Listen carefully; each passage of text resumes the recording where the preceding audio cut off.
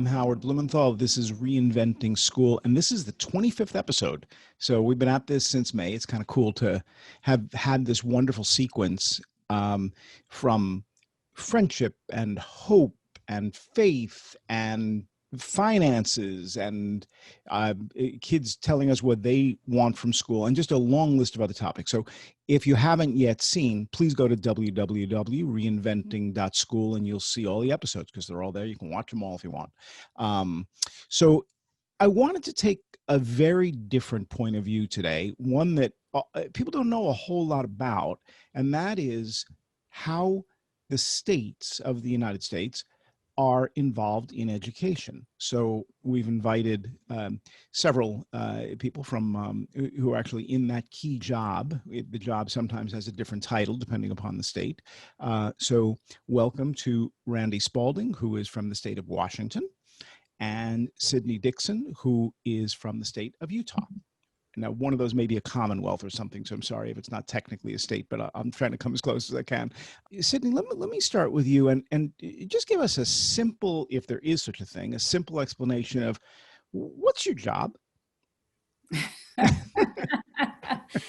No setup there was simple. Well, prior to COVID, it really is about setting vision and thinking about equity. First and foremost, of how do we provide an equitable system so that each student that leaves our system really has choices about his or her future. And so it's advocating, creating policy, coalescing a variety of stakeholders around the issues, and try to keep things moving forward. And again, all wrapped in a vision while trying to hold a system accountable. So it's that always that leverage of trying to balance all of it. Now add COVID on top of that, and I have become a public health expert. Yeah. So I think I could get a credential in public health because I spent a lot of time in that arena trying to mitigate and navigate all the issues associated with COVID. Yeah, that's a tough one, and we'll talk about that. Just for clarity, you work for the governor of Utah. So kind of give us a sense of what the structure is. Mm-hmm. I do not work for the governor. I belong to a state where we have 15 elected state board members, and those board members represent various counties. And so we have 135 plus charter schools and 41 districts that are in geographic regions that are represented by a state board member. So they appoint me. I'm an at-will employee. I don't have a contract. So I just work at their behest. This is my 40th year in education, and I hope it's a job I can keep. I love it. Cool. Thank you. Well, we'll get into a whole lot more depth. So Randy Spaulding, do you work for the governor? How is it set up in Washington? I do not. Washington, thank you. So I'm executive director for the State Board of Education. Washington has a pretty dispersed education governance system. A lot of states, every state does it a little bit differently. Let me start there. And so I work for a 16-member board. I have 7 members who are appointed by the governor and others that are elected or appointed in various ways. That includes 2 student board members that are selected by the board, and we work with the student organization to do that. And the state superintendent, who is our chief state school officer, is elected statewide. That's a constitutional position. And he is a member of our board as well, or it happens to be a he this year, but at any rate. So that's the broad structure. And the board itself is a relatively small agency, and the larger education agency is under the superintendent. And we have sort of a dual role. One is around advocacy around our system of education. And in that regard, the board, it has interest in and is promoting a lot of different strategies to support. And I would echo Sydnee, is a lot of it is about equity and having a more equitable and just system in our state. And we do have specific policy authorities within that as well, where we have more direct oversight in things like establishing graduation requirements, the accountability system, and our program of basic education, which is the fundamental program. The board has a role in assuring that is being delivered in all 295 of our school districts. All right. Well, thank you for that, and thank you for the clarification. And here's the part, I want to try to put this in some context. So I'm a kid, I'm in 8th grade, and I don't understand why I'm learning, one of you fill in the blank. I'm sure you've heard this story before. So you just give me something you'd learn in 8th grade. Here it's Washington State history is often an. There you go. And I don't care about Washington State history. So I say to my teacher, I said to my parents, I don't really care about Washington State history. It's like, you got to do what the teacher says. And then the kid wants to push that further and says, well, but who tells the teacher? It's like, well, I guess the principal does. You go to the principal, it's like, no, that's not actually what I do. It's really a state requirement that you learn this. And the student would be like, okay, who do I talk to at the state? Because I don't think we should be studying this. Now, let's assume that the student has a point. It's a little difficult to make the point if it's the history of Washington State, but they knock at the door of somebody who isn't the governor, because there's probably somebody else who's dealing with this, and that person is the person responsible, or that board is the board responsible. Does it work that way? Like, at some point, somebody, I guess, is a decision maker that we're going to study this and not that. Do I have that even close to right? Yeah, it's as you might guess, more complicated than that, but and it's because, again, we have somewhat decentralized system, and so there are a couple of different places where a requirement might live. In some cases, there's legislated requirements, and there's some cases there are requirements that we as our board would adopt or implement. But then underneath that, and so for example, in Washington State history, the board, that would be a board policy requirement, but the superintendent would be the one who adopts the learning standards associated with that, and the local district would be the one that adopts the curriculum associated with that. And so there's layers to that particular policy. Okay. So there's the big what, and then there's the how that happens further down in the Sydnee, similar answer? That's correct. So our Board of Education does set the standards.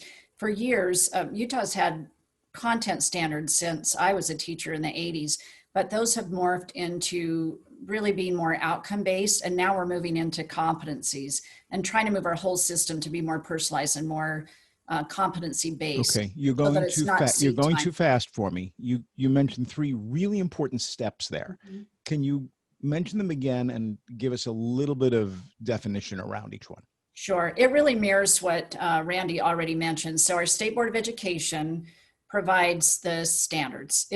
Ours are a combination of what and a little bit of how, but the how those are executed, the curriculum, the materials that are chosen, the way it's taught, that's done at a local level. So if a parent calls and says, I don't want my child reading this book, or I don't like this math program, those are local decisions. If they say, I don't want my child studying integers in a particular grade level, that is a state standard. So board sets the standards, locally driven on how it's taught. That's really the locus of control at the classroom level, how it's taught. And many districts and charters make the decision about the materials that are used. Okay, so let me hit you with a different kind of an example. One of the things that I believe, and you may disabuse me of this, but one of the things I believe is that people in the U.S. ought to know a whole lot more about people who don't live in the U.S., just as an example, right? So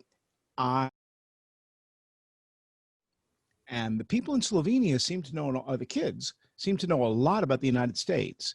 But when I ask somebody in the United States about Slovenia, they look at me and they don't even know it's a country, right? So, and then I start explaining what I saw in Slovenia and what I loved about Slovenia and all that.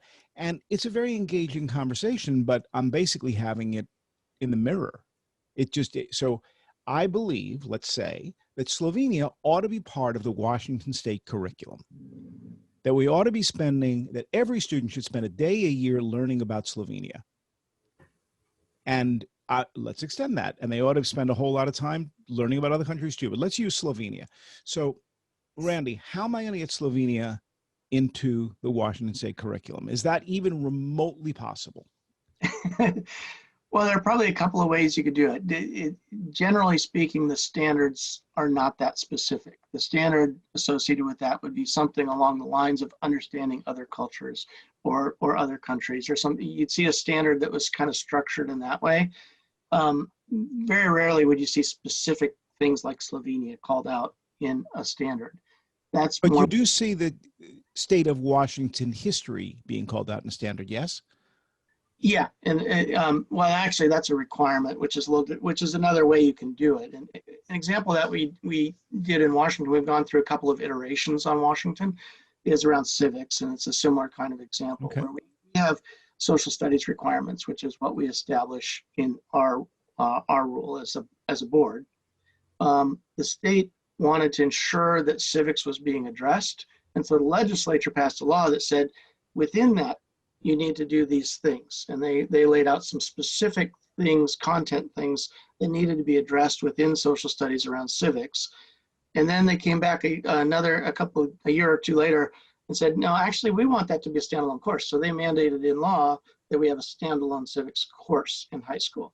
And so that is a way you could do that. I think it'd be less likely to have a standalone course on Slovenia, but but what about diabetes and obesity? So we have a diabetes epidemic. I know we're not allowed to talk about other pandemics or epidemics, but let's say diabetes is a big problem. And let's say we have quite a few kids who are pre-diabetic, who are obese, right? We know this is a problem that is growing. So I think that ought to be taught. And yet when I go to individual schools, and I do quite a lot because I have this project called Kids on Earth, so I visit schools all over the place, I haven't found one that teaches kids how to manage, number one, their diet and nutrition so they don't end up obese, and then number two, in a meaningful day-to-day, week-to-week kind of a structure. Seems to me that would be important. But so you would find those in our health standards right now? Tell us about that. So we've just redone our health standards, and we're not on a accurate schedule of this particular content area is redone every 5 years, but that seems to be a typical cycle. And when new things occur that we should be paying attention to, our standards are flexible. They can be changed by the board at any time. But we do go through a really arduous process of involving a lot of stakeholders, putting them out into the public square for a couple of months. So it takes a year at least for a cycle to go through and update standards in any significant way, because we do want all that public vetting of the standards. And then we provide professional development for teachers and families, et cetera. So in the case of health, we have K-12 health standards. Now, health is taught as a specific subject as a high school requirement, but in our elementary grades, it's taught every year as a part of the curriculum. And nutrition, all of that has always been a part of it, but we've really amped that up in a more specific way as a result of the data that we see in our own state and nationally about juvenile diabetes. So that's a typical way of how that would happen. So what does that mean? If I'm an 8-year-old, what am I learning and how often am I learning it? Well, it's a great question. Without pulling the standards out in front of me, I don't have the exact standards memorized, but it would probably be around food groups and nutrition and what that does to your body and your brain. We know a lot more about brain research and how that impacts learning and physicality and all of those things tied together. We're spending a lot more time on mental health with social emotional learning in our schools.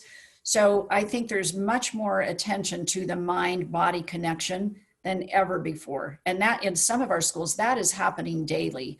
Typically in an elementary school, they might engage in some specific health instruction a couple of times a week, but now it's a daily part of our fabric in many of our schools. They start out the day, for example, with mindfulness, doing mindfulness activities, having breakfast in the classrooms. So school breakfast, and teaching kids why that meal is so important, and then actually providing the meal and doing it in the classroom so that they're learning and eating together. So a lot of these kinds of things have been an iteration, especially over the last 5 years, where we have been focused on social emotional learning. I know Washington has done the same, Randy. Yeah. Has Washington done the same, Randy? Yeah, absolutely. And I, again, similarly, I don't have the standards committed to memory, but I think those issues would be addressed in our health standards as well. And social emotional learning has been a huge effort in Washington in recent years as well. So it's a priority for the board, but it's also ongoing work that's been happening in our system. What about getting rid of stuff? How often do you clean the closet? Oh man. And what thanks have you for asking cleaned that out question. recently? I'm sorry? Thank you for asking that question. I cleaned out, I had a day off on Monday. As state agencies, we get those federal holidays off. And so I cleaned out my pantry, and I sure found a lot of treasures in there that were preceded us moving into our home 25 years ago. And it made me think of the very question you just asked. How many treasures do we have, in our content and curriculum that we don't use, that we don't need, that are not relevant? Going back to your very first question of students wondering, how will I use this? Why do I need this? Yeah. And my experience, Randy would probably concur, that when there is any kind of societal issue, our policymakers, well-intended, are quick to say, let's fix that in the schools. This is something students need to know. And we need to do the very thing that you're asking, and that's really unpack all of the things that have been required of us and the reporting that goes with that. And our teachers feel like their time is so diluted, and they don't get to spend a lot of time on these interest-based projects and problem-based learning, because there's so many things they're required to teach, and it just keeps getting added and added and added to the content. So that's one of the American challenges, that schools have become the space that we have to fix everything by teaching kids everything. And what is most important? What do they need to know? And I can talk about what we're doing around that later, but that's an ongoing challenge, that getting rid of things is much harder than adding new things. But does anybody learn anything? I mean, like if you just keep piling it on, at some point I go, you know what, you guys figure it out. And when you do, I'll be happy to spend more time. But if that amount of time is becoming smaller and smaller, I mean, how much time do you really have to take on those issues? And it seems to me kids are learning much more on their own and from one another. And I've never been a huge fan of, what's that word, teacher. I like learner, but I'm not sure that you can teach me if I don't want to be learning. And yet the more you pour on and the more you test me and the more you do all those things, the less likely I am to pay attention and to care, I think. But maybe I'm just an obnoxious student. I would agree with the challenge in pulling stuff out. We've had the same conversation here about trying to figure out, because we have additional things that we really think are rising to prominence that need to be reflected in the curriculum. Like what? Well, an example right now that we're spending a lot of time on is ethnic studies and understanding race and those sorts of things. And adding a new requirement without a review of what's already in the requirements is really just not particularly feasible. So it becomes more of a question of how do we either integrate it into what we're doing now, or does something have to come off the table? But we don't seem to have a good mechanism to pull things off the table. And so we're actually looking to kind of enter into that work as we do our next review of our requirements, to say, what are there things that can come off the table as we consider putting new things on. Is that because there is a tremendous power among math teachers and a special love for polynomials? Like, are they protecting that? Like, how does this work? I wouldn't blame math. I would say that each subject area has its stakeholders and constituents, and so I preceded me in this particular role. But when the board did a major revamp of the requirements a number of years ago, there was a question about how much PE was needed, and when they suggested they might make it easier to waive a PE class, there was a lot of upset about that because of the other issue you raised, obesity and health and all these other things. And so, it's each, pick a subject matter, but they all seem to have their constituents, and for good reason. Or for historical reasons that may not be so good. Well, I would, yeah. Yeah. Yeah. Sydnee, how do you get rid of stuff though? I mean, like what is the mechanism? Do I have to be a parent and raise my hand going, this is stupid? I want my kid to know all about public health. I don't care if they learn about the Spanish-American War. Doesn't matter to me. Move on. We got a lot of people who are dying here, and we're not educating the next generation to make good decisions about public health because we're busy teaching the Spanish-American War. I moved away from the polynomial thing, right? Well, I think that's one thing when we look at comparisons to other countries, their content is pared way down compared to all the things that we've added into ours. And then we wonder, why there's a disparity on PISA and some of the other comparisons. And not that I'm one to compare nationally, that's not where I put my focus, but it's just a factor to consider. And I think COVID, that I call it this COVID moment, has given us time to pause. So like most of the country in Utah in March, we went to remote learning. Nobody knew what to do. So luckily we have invested in digital learning for the past 5 years. And we had about 70% of our students who were able to connect, and we were able to give them a device to send home with them. Broadband, of course, was another issue. But what happened during that time, we found that there was probably a lot of busy work and not meaningful work for kids. Even though we had the technology part of it intact, we didn't have the teaching and learning part of it intact. So a lot of summertime was spent reflecting on what didn't work, knowing that we probably would be in the same situation in the fall of having to pivot from in-person learning to remote learning, which is what we're doing. As a state, we've pretty much gone back to in-person learning, but as students come and go, we've provided an option for every family to learn online. But our teachers have been able to hunker down and say, what's really relevant? What is important?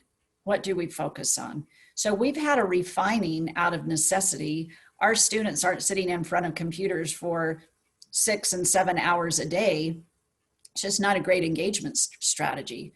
So kind of pulling off that busy work and really getting clear about what is relevant, what is meaningful, what do we want our students to spend their time on, given this COVID moment. And I think that's where we'll see a lot of reinvention of being able to clean out the pantry and get rid of some of those treasures that are outdated. So let's all go back and be 11-year-olds for a second, okay? The three of us. So 11 years old gets me where? I'm in 5th grade? Yeah. All right. So what do I care about? And I have this computer. I can either use it for the schoolwork, which I seem to be required to do, but my parents don't care that much because as long as I'm doing something, they're good. And I'm really curious about circuses. I want to know the history of the circus. I just want to understand circus as a phenomenon. And it was like, wow, this goes back to like beyond the 14th century. And you used to have kings and queens involved, and there's different kinds of circuses in different places. And well, this idea of abusing animals, that goes back a really long way, performing animals. So it's like, I'm fascinated, right? So really all I want to do as a college student would, or as a graduate student would, is I want to study circuses. Now, it turns out that some of the aspects of circuses involve circles, maybe the origin of the words. I can go down that road, right? But it's kind of fascinating that this was entertainment. It's like, well, wait, they hadn't yet figured out electronic media. They didn't have radio. So people would gather, and in some places they actually built buildings instead of tents. But it had something to do with railroads, right? Because they would put the whole circus on a railroad and go to the next town, at least in the United States. And what that meant was they would set up by the circus, but they'd have a parade. That's kind of, so all of a sudden, this whole thing opens up to me. How big was it? I got math and all sorts of other stuff that's running through this, and animals rights. And I really just want to study that. Will you leave me alone and let me do it? That's first of all, you make me want to study circuses now, but that's really actually moving towards what we're trying to get to in our education system is exactly what you described. And so the board had a priority around moving towards competency-based or mastery-based learning, and in large part, that's because we wanted to provide that opportunity to really tackle a problem, and then from that, you'll be addressing learning standards just by doing that exploration that you're talking about. And then the teacher's role becomes more of a facilitator in that learning process. And it's very powerful in the schools that we see this doing, and it really helps with student engagement, which is ultimately what we want. We want students to see the relevance and then to be learning through that process of discovery. And so we are putting a fair amount of effort into what's the policy structure to support that, because that's our job at the state level. And then also fostering those schools where they have, at this point, it's sort of early adopter schools. There has to be a willingness to engage in this kind of education at that local level. It's not, at least from my view, not something you can force top down, or it's not going to be done well. So you really need to have educators that are prepared to do it, have the support to do it, and can fit it within a framework that fits. But it's interesting for us from a policy standpoint, because a lot of what we describe when we start talking about mastery-based learning is what a casual observer would say, that's just good teaching, right? But there is a structure underneath it, and there needs to be a supportive environment for it to really flourish. Sydnee, you're 11 years old. Are you doing circus or are you doing something else? Tell me what you're doing. And feel free to go back to when you were 11 years old, because I'm not sure I would do circuses if I was an 11-year-old today, but. Well, I was moving from a 2-room schoolhouse to a community where there were actually 2 fifth grades. So I'm probably social emotionally, that's, I was probably more overwhelmed. And I had a teacher who allowed for that kind of variance. Now, growing up in a 2-room schoolhouse where my grandmother was my teacher, the very way you described school, it was very interest-based. We were taught to read, bookmobile would come around, and that's where our interests would flourish. I loved good detective stories. Nancy Drew was my go-to.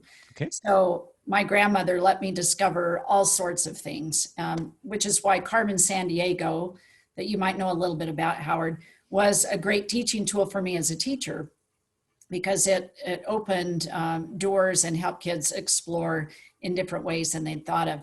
So in Utah, we're doing something similar to what Randy described, and we've launched Utah Portrait of a Graduate, and we've developed a Utah map. This happened about 3 years ago, prior to COVID, but we started thinking about what are the things we really want our students in Utah to leave our system with. We want them to have choices about their future. We want them to have interests. We want them to be independent.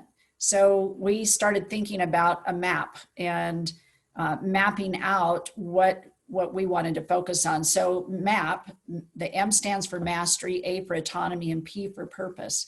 So when we talk about mastering content, it's not just all those academic things that we've talked about, but it's wellness, it's civic literacy, financial literacy, economic literacy, and digital literacy.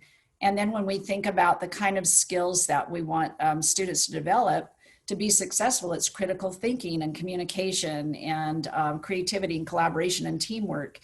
And how do you experience those if you don't get to experience things that you're interested in, right? So the interest-based part of it becomes really important. And then we want students to find a purpose in their lives. So that's engaging them in service and teaching them and giving them opportunities to know what respect is, and honesty and integrity and hard work and resilience. So we're in this era where the whole child is so important. We have underestimated social emotional well-being, the mental health of our students. And we have to approach school now from an interest-based, personalized way that students really walk out of our school, not being pigeonholed into a career per se, but having the skills and knowledge that provide them with choices to not just to create, right? Not just to survive and have a job, but really to create the future in many aspects. So that's a mouthful, but that's what we're trying to accomplish. I wish it felt like that when I go into schools. It doesn't feel like that. We're going to take a quick break, and then we're going to figure out how to solve the problems of the world when we get back.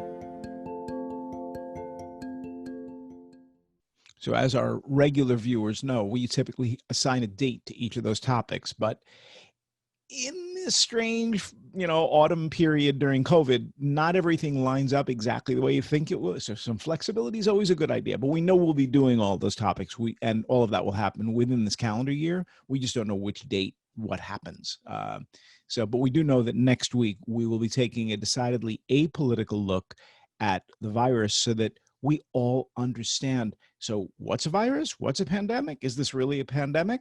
What do we need to be thinking about? What feels more like politics than it does like science? So we're kind of not exactly what CNN would do in looking at this from a very practical, we really want to look at this from a scientific and medical point of view, but in plain language. So we have some cool guests who are going to help us do that, and then figure out how all that applies to what we do with schools. So Sydnee, what you described, Randy, what you described, feels great because it feels as though it's moving in the direction of an individual student following their own curiosity, and the teacher, as I think you said guide, I would say wizard, just because wizard's more fun.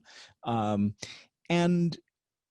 idea of that sounds so good that I was challenged by the author of a book called Unschooling. Her name is Gina Riley. And she said, write it down. Write down what you think the combination of technology and positive education and a different kind of curriculum that is organized by your body, your mind, your community, not social studies and that sort of thing. Just write. So for the past 6 weeks, that's all I've been doing every day when I'm not doing this or, some other assigned project. To try to get that into 50 or 60 pages so that there is the story of what we could be and what students probably require us to be. But as I go in and out of schools, even, let's say just before COVID, it doesn't feel like that at all. It feels as though there's an occasional health class. It feels as though there's some well-intentioned stuff from the top, but the teachers are like, yeah, but I got a kid who's pulling blackboards off the walls, and I've had the police in 3 times, and we've taken him away in handcuffs, and he's in 2nd grade. So what are you talking about? Just give me the curriculum and let me teach it. I can't deal with what it is you're trying to do. Can't we just do it the way we've always done it? And as a result, I think the answer is most often yes. We can continue to do it the way we've been doing it. And if the kids lose out a little bit, they have the internet, but just as long as they don't use the phone in school, we're going to be fine because it interrupts learning. So at that point, I kind of lose my mind and I go, well, somebody's got to have a better answer than this.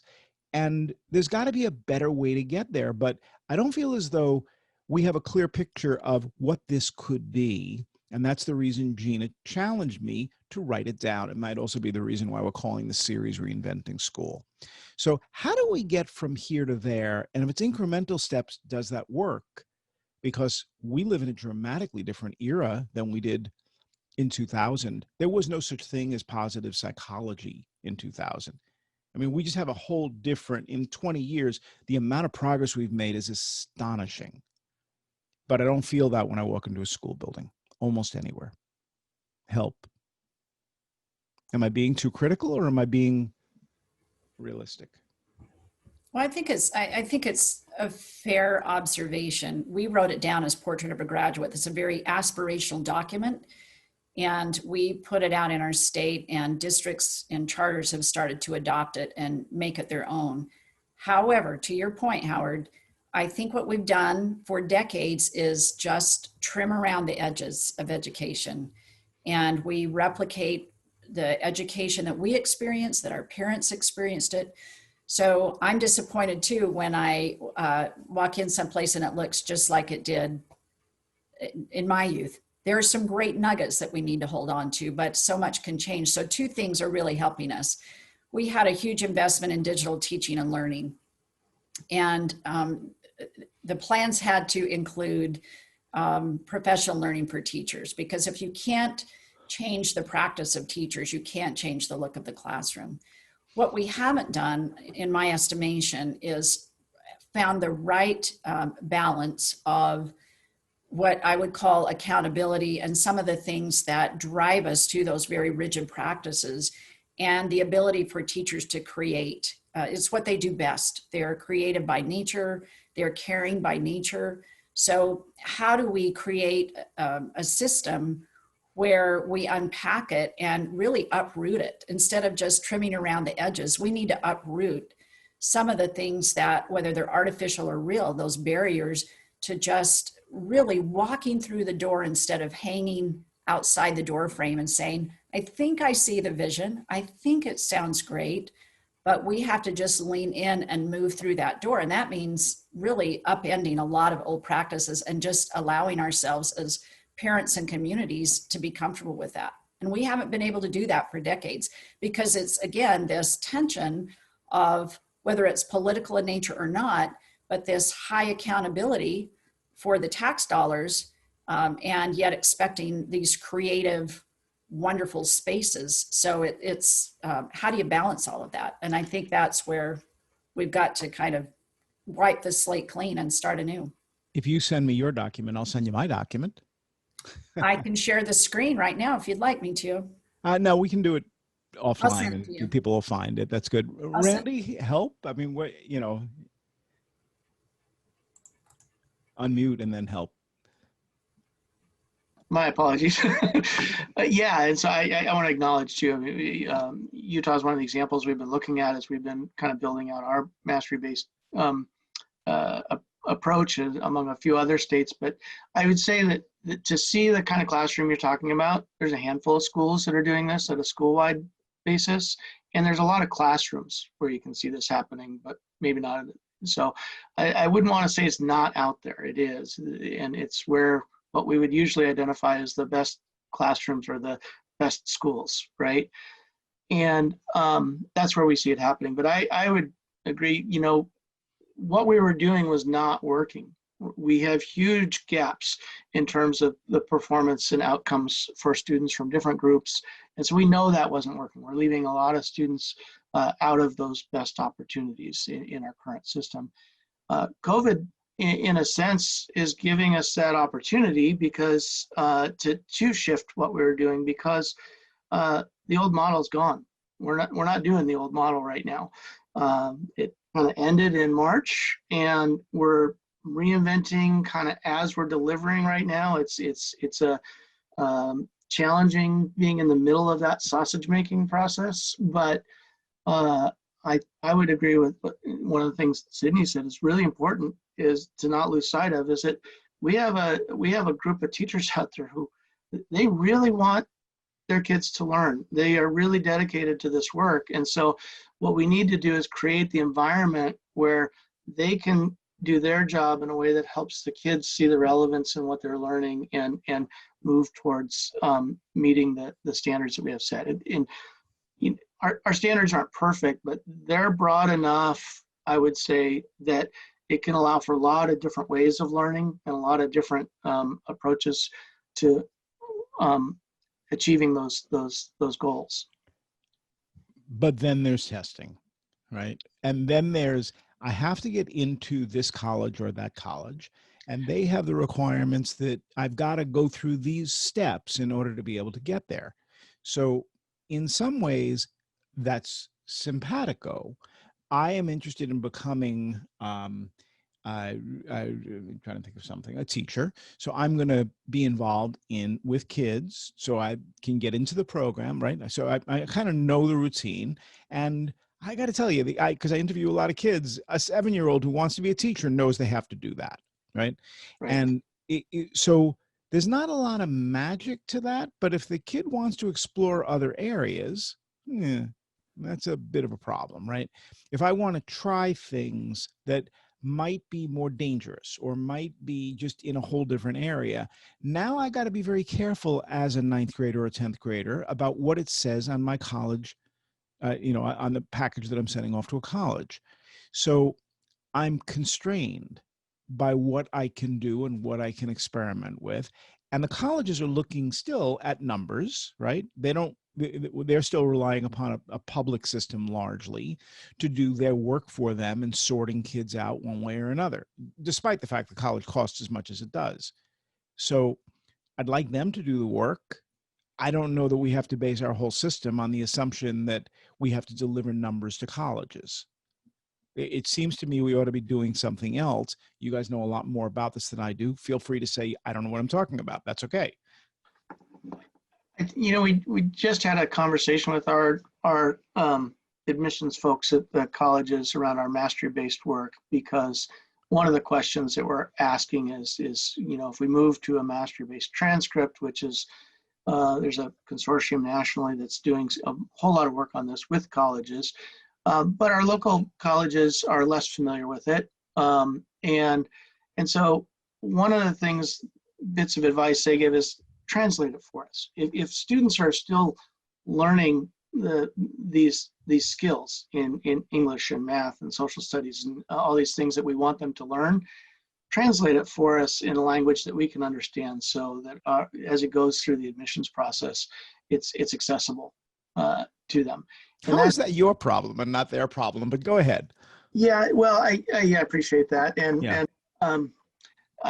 We have a few schools that do this. We have a handful of schools that are graduating students with a system other than credits. Most of our schools are counting credits.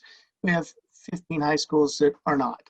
And for those schools, in the sense that they're doing it through a waiver process, and for those schools, they are required to translate it if the colleges ask them to. And they will.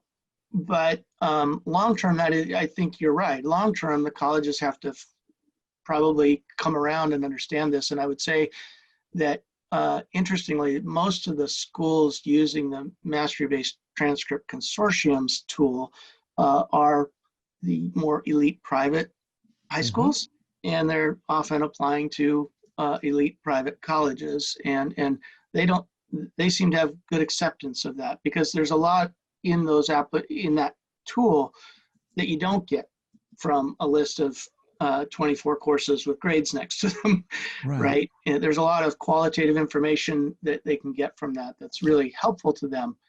So what are you going to do about this guy Howard who studied circuses? Like, what do you do with that? Because I learned a lot. I'm pretending. I actually moved on to other forms of entertainment and then media and then its importance. But so let's say I just stayed with circuses.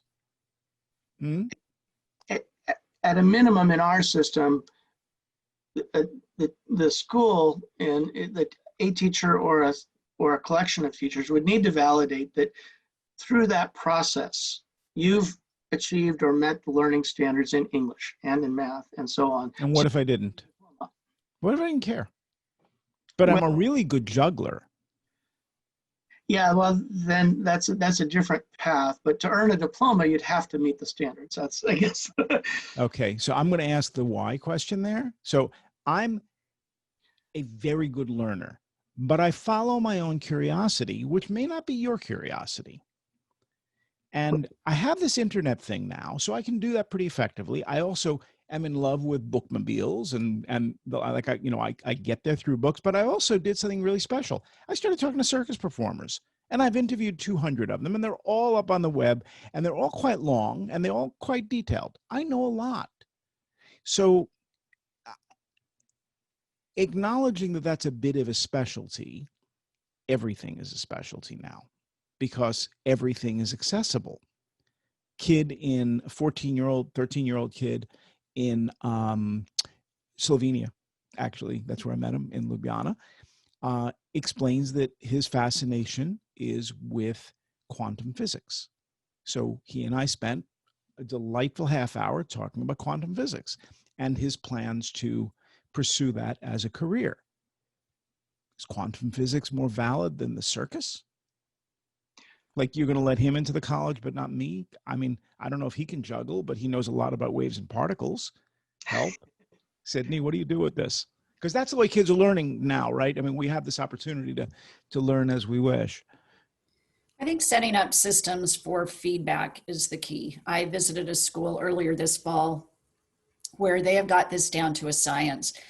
The principal met me at the door and said hello and then backed off, and 6 students took me through their school. And each student, this was a pop-in visit. They had a couple of hours notice that I was coming. So it wasn't a canned speech, but these kiddos could tell me exactly what they were learning, where they were at on the continuum, what they were interested in, and the kind of feedback that they were getting about what they were learning through their interests. And each student was so articulate. They had a numbered system. So everything was kind of a 1 to 4 of, you know, I get it and I can move on. And 1 is, wow, do I need a lot of help? I'm using kind of their words. But the students were so not only articulate about it, but they owned their learning. So to Randy's point, the content was coming through their interests and what they were learning, but they were getting feedback about their goals and their progression. Okay, so, but if I own my learning, you're telling me, but I still have to learn this stuff. Well, then I don't own it, right?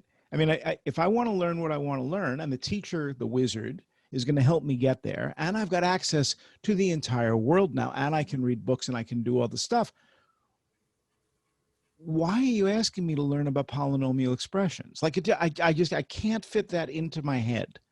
So, and I understand that some things are still in the closet, they need to be cleaned out, but I would say that's a pretty heavy percentage of the standard curriculum in most places. So we've got this divergence, right? This really strange divergence of we've given half or more kids access to computers and the entire world of knowledge. And we're very cautious about how we use it. So, and we have all of this other stuff that they want to learn. One very brief specific example. I was trying really hard to understand why this kid in a group of about 60 was so nervous in a room that I was lecturing in. I want to say he was 15 years old because he was missing his religion class, and he really likes religion. This was a public school, so he's just learning about religions. And I'm like, well, what fascinates you about this? He said, well, we're going to learn about all the world's religions. It's so cool. So today we're going to do like Buddhism. I'm like, great. How long have you been studying Buddhism? He's like, no. We're doing Buddhism, Shintoism, Hinduism, and he named 2 other religions today. I'm like, all right, slow down, dude. What? And he's like, yeah, we've been doing it all week. So we're going to do like 25 religions this week. I'm like, please don't go to the class. Go to a library, spend the next 25 weeks and read 1 book a week on religions. Please don't learn it this way. It's a terrible idea. And of course, the other 59 people in the class went, ooh, we never really thought about it that way. I had a school administrator with me, and she turned white, and then she started to giggle. Like, what do you do with that, right? Help. You know, one of my favorite teachers when I was a principal instituted the iSearch projects. And so there was a topic introduced or a standard introduced, and there was exploration so that students had some context from which to draw, and then they could really deepen their experience in these iSearch projects. It was for language arts, right? So learning grammar, learning sentence structure, proper punctuation, all of those things that we might have in our standards, but learning all of that through interest-based content. And then you add feedback on top of that and think about the rich learning. So I do think there's some merit in awareness, but if we spend all of our time on awareness, then they never really learn anything at a deep level, to your point.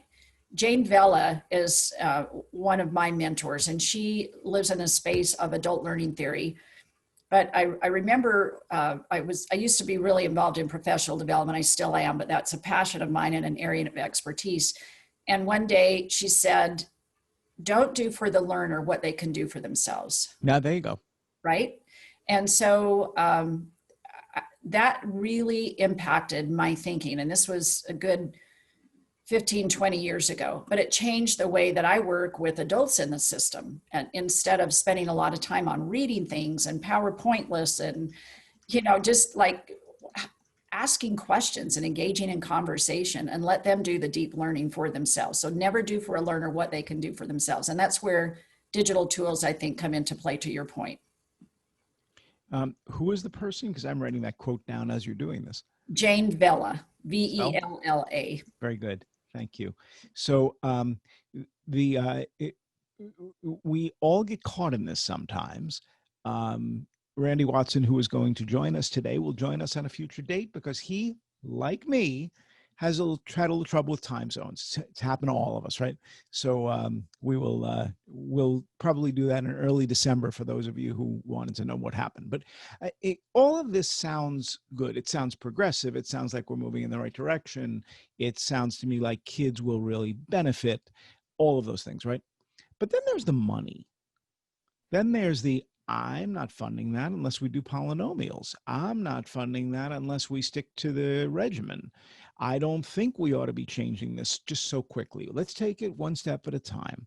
Let's take another 20 or 30 years, which they won't say, but that's what they mean, before we start really messing with it. Because the next thing that's going to happen is you guys are going to, you're going to want to like expand the gym and combine it with the cafeteria because you're going to want to teach health and wellness all the time. We're not going to start taking apart school buildings because you guys have some crazy idea. And we're not going to fund it.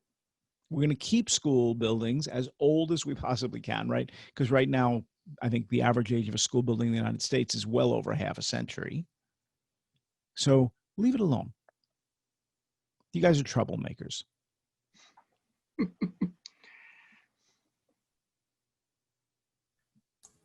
Go ahead, Randy, troublemaker. You want me to respond to that? Yeah, I'm going to put that on my card. Yeah,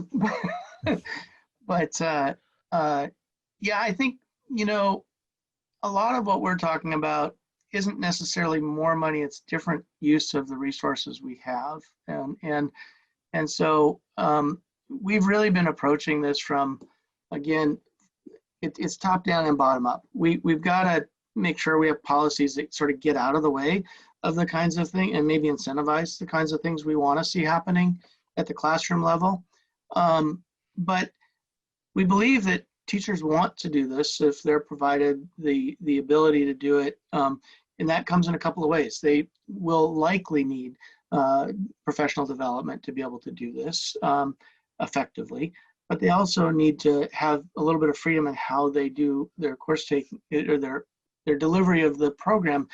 Some of that might be teaming up, doing schedules differently. There's a whole lot of things that could happen differently. And so the schools that are all in on this tend to be interdisciplinary and have some flexibility in how they do their scheduling, have a lot of flexibility in how students approach their work. And so we need to just make sure we're not putting up barriers to that, but they're doing it within the same funding structure that we have for the rest of our system. So we think it can happen. Sydnee, what do you think? Well, there are a lot of states, Howard, who are engaged in this work of competency and more personalized learning. And it seems that the funding is the stumbling block. And it's, to Randy's point, it's not always about more money, although that would be helpful. It's more about how the money and the funding is aligned that puts barriers and brackets around what that money can be spent on. So we're engaged in our second year of a funding study, and our legislature is going to really be looking at not only equitable funding, but how do you fund based on the learner? and the needs of the learner, Right. versus on a very static way of funding. So that's going to be a heavy lift and a big conversation to think about funding in a very different way. We're actually the last in the nation in terms of per pupil funding. In fact, we're a couple of $1,000s away per pupil from the state next to us. So we spend significantly less on our students and yet get some pretty good outcomes. And that's because we have amazing, amazing educators in Utah. We truly do. They're super dedicated, they're creative, they're hardworking, and I can't believe how well we do for what little we have. But we need to look at funding differently if we are going to get to these outcomes, to your point, Howard, so that when you walk in any classroom, it might look different from the classroom next door, but you can see a common thread of a very focused effort on doing things in a different way, that it doesn't look like the schools of 20, 40 years ago. When you say less money, how much money on average per student are you spending? About?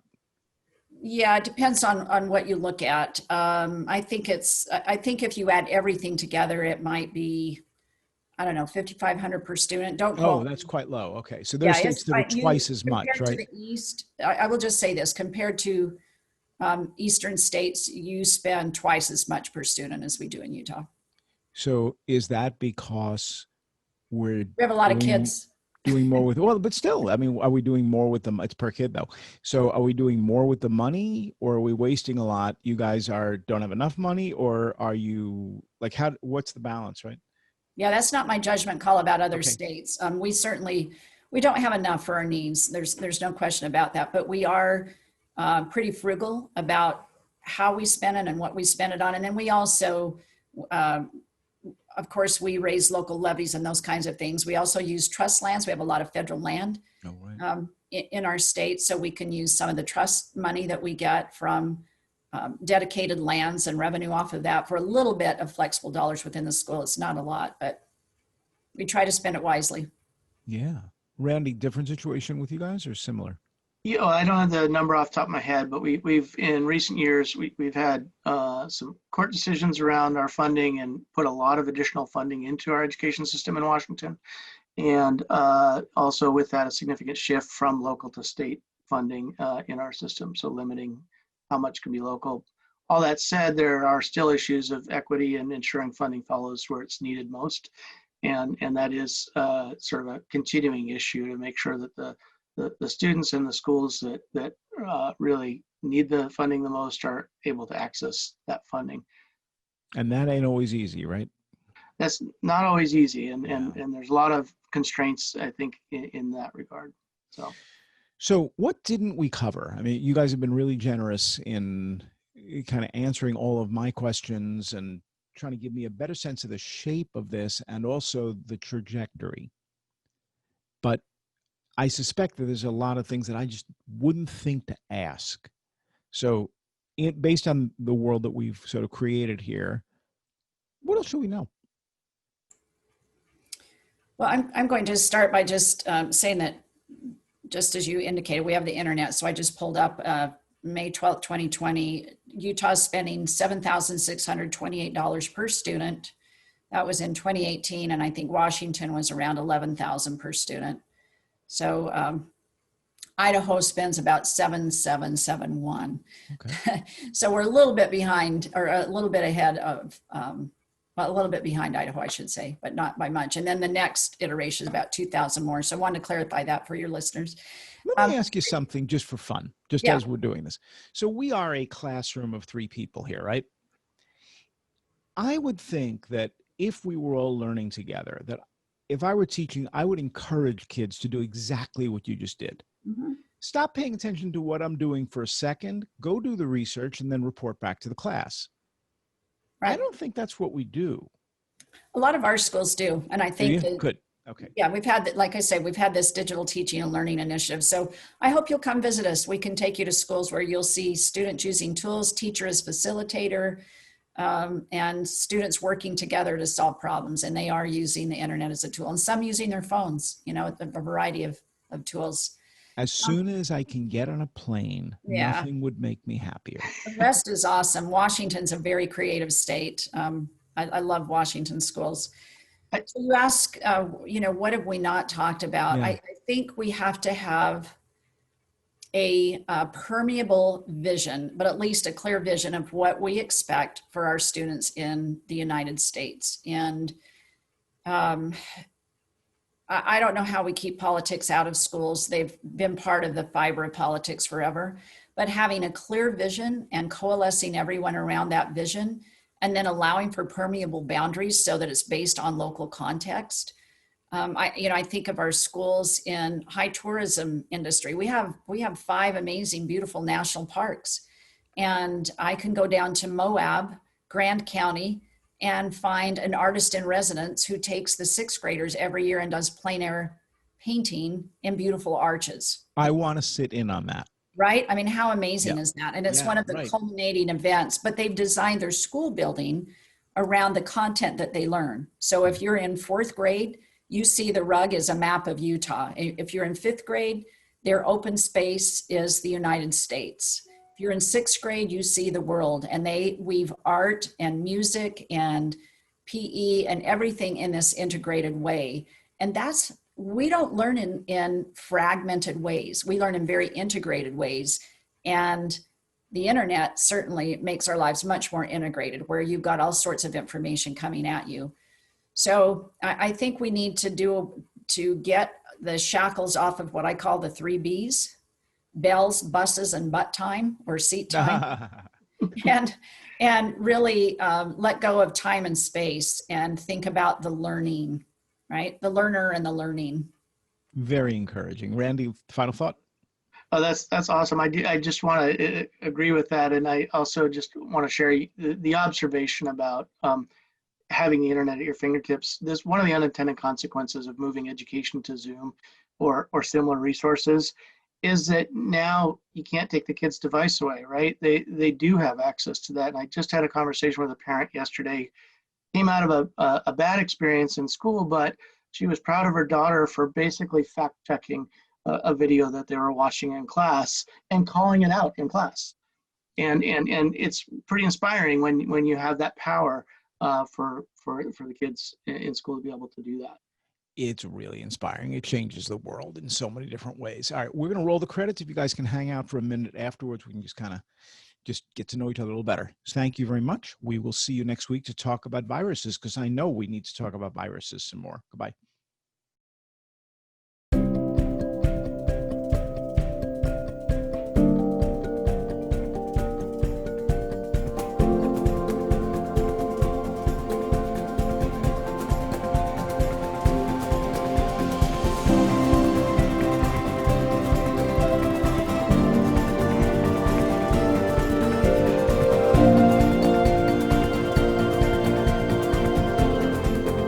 For on-demand episodes and more, visit our website. Kids on Earth contains hundreds of video interviews with students from around the world. Learning Revolution is a global collaboration network for people who care about learning. Be sure to join us next Thursday for a new episode of Reinventing School. Thanks for watching.